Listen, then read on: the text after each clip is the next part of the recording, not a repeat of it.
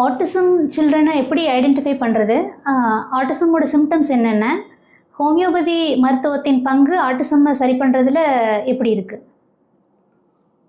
Autism சில்ட்ரனுங்கிறது இது வந்து ஒரு நியூரோ டெவலப்மெண்டல் டிஸார்டர்னு சொல்கிறது உண்டு.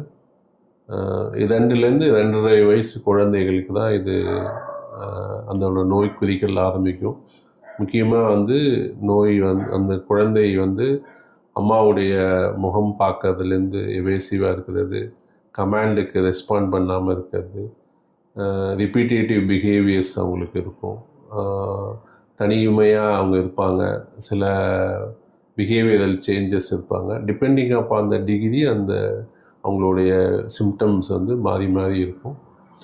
ஹோமியோபதி ஆஸ்பெக்டில் எப்படி பார்க்குறோம்னா இது வந்து 2 வகையாக பிரிக்கிறோம். ஒன்று பை பர்த், ஜெனட்டிக்கலாக வர்றது, தென் லேட்டர் இயர்ஸில் வர்றது.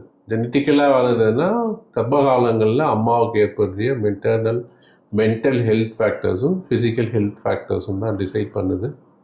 லேட்டரான் வரக்கூடியது குழந்தை பிறந்ததுக்கப்புறம் குழந்தைக்கு ஏற்படக்கூடிய various toxic injuries, various medications, வேறு ரீசன்கள்னால அந்த குழந்தை பாதிக்கப்பட்டு இந்த வரும். ஹோமியோபதி மெடிசின்ஸ் வந்து கம்ப்ளீட்டாக அவங்களுடைய லைஃப் ஸ்டைலில் மாடிஃபை பண்ணி they can live a better healthy social life வந்து கொடுக்க முடியும். மெடிசின்ஸ் சாப்பிட சாப்பிட இம்ப்ரூவ் ஆவாங்க.